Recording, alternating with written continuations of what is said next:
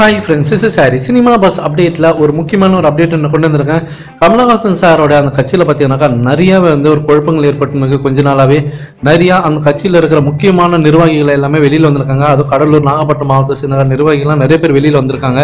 So என்ன நடந்துருக்கு, உள்கட்சி போஸ்ட்ல ஏதாவது நடந்துருக்கா அப்படின்ற மாதிரி ஒரு கொஸ்டின் ஒரு பக்கம் இருந்தாலுமே கூட கமல் சார் இப்போ ஒரு தீர்க்கமான ஒரு முடிவில் இருக்கிறாரு. ஸோ இந்த கட்சி எந்த காரணத்தை கொண்டு நம்ம ஸ்டாப் பண்ணக்கூடாது, அது ரன் ஆயின்னு இருக்கணும், அதுக்கு என்ன பண்ணலாம் அப்படின்னு சொல்லிட்டு ஒரு முடிவு எடுத்திருக்காரு.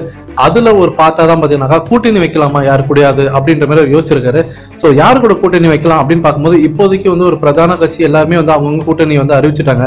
ஸோ மிச்சம் மீதி இருக்கிற கட்சி கூட தான் வச்சானோ. ஒன்னு பாத்தீங்கன்னாக்கா நாம் தமிழர் கூட வச்சானோ, அப்படி இல்லைனாக்கா தினகரன் கூட கூட்டணி வச்சானோ. ஸோ இது சம்பந்தமா பாத்தீங்கன்னாக்கா ஆல்ரெடி கமல் சார் கிட்ட கமல் சார் பேசியிருக்கதா இப்ப தகவல் வந்திருக்கு. கொஞ்ச நாளைக்கு முன்னாடி நம்ம சேனல்லே சொல்லியிருந்தோம், கமல் சார் ரஜினி சார் கிட்ட போன்ல பேசியிருக்காங்க, நிறைய டிஸ்கஸ் பண்ணிருக்காங்க. ஆனா அவங்க என்ன பேசினாங்கிறது அப்போதைக்கு தெரியல அப்படின்னு சொல்லியிருந்தோம். ஸோ இப்போ அதுக்கான டீட்டெயில் நமக்கு கிடைச்சிருக்கு. ஸோ அதன்படி பார்க்கும்போது பார்த்தீங்கன்னாக்கா ரஜினி சார் கிட்ட கமல் சார் கூட்டணி வைக்கலான்னு இருக்கேன், இதே மாரி போச்சுனாக்கா செட் ஆகாது போல இருக்கு, ஸோ கூட்டணி வைக்கிறத பத்தி உங்களோட கருத்து என்ன அப்படின்னு சொல்லி கேட்கும்போது அப்போ ரஜினி சார் ஒரே ஒரு விஷயத்த தான் சொன்னாராம், எந்த காரணத்தை கொண்டும் அந்த தப்பை நீங்க செய்யாதீங்க, அப்படி நீங்க செஞ்சீங்கன்னா மற்ற கட்சிக்கும் உங்களுக்கும் ஒரு வித்தியாசம் இல்லாம போயிடும், நீங்க எதுக்காக கட்சி துவங்குனீங்களோ அதுக்கு அர்த்தமே இல்லாம போயிடும், ஸோ அதனால அந்த விஷயத்தை நீங்க இதுக்கப்புறம் யோசிக்காதீங்க அப்படின்னு சொல்லி அங்கேயே ஒரு ஸ்டாப் பண்ணிட்டதா சொல்றாங்க.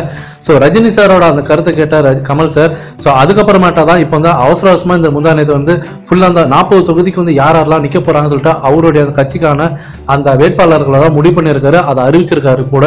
அதே மாதிரி பாத்தீங்கன்னாக்கா கமல் சார் கிட்ட இருந்து ஏதாவது ஒரு கிரீன் சிக்னல் வரும்னு சொல்லிட்டு தான் சோ தினகரன் கட்சியில இருந்து எல்லாம் வெயிட் பண்ணியிருந்தாங்க. கமல் சாரும் அதுக்கப்புறமேட்டா ரஜினி சார் கிட்ட பேசினதுக்கு அப்புறமேட்டா இதுக்கு ஒரு ஃபுல் ஸ்டாப் வச்சுட்டு தான் இன்னைக்கு தினகரன் கட்சி சார்பா அவங்களோட தொகுதி யாரெல்லாம் வேட்பாளர்களா இருக்க போறாங்கன்னு சொல்லிட்டு இன்னைக்கு அவங்களும் அறிவிச்சிருக்காங்க.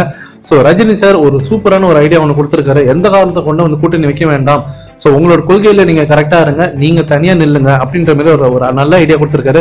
கண்டிப்பா இது ஒரு பாராட்டத்தக்க வேண்டிய ஒரு ஐடியா தான் நான் சொல்லுவேன். ஏன்னா மற்றவங்களா இருந்தாக்கா கண்டிப்பா நீங்க கூட்டணி வைங்க அப்பதான் ஜெயிக்க முடியும் அப்படின்னு சொல்லிட்டு ஆசைவாட்ட காட்டுறதுக்கு நிறைய வாய்ப்பு இருக்கு. ஆனா ரஜினி சார் அவரோட ஃப்ரெண்டுக்கு நல்லது செய்யணும்னு சொல்லிட்டு ஒரு சூப்பரான ஒரு ஐடியா கொடுத்திருக்காரு. இது கண்டிப்பா ஒரு ரைட்டான ஒரு விஷயம் தான் நான் சொல்லுவேன், ஒரு கரெக்டான டெசிஷன் கொடுத்திருக்காரு. ஸோ ஃபேன்ஸ், இதை பத்தி நீங்க என்ன நினைக்கிறீங்கன்றதை கீழே கமெண்ட் பண்ணுங்க ஃப்ரெண்ட்ஸ்.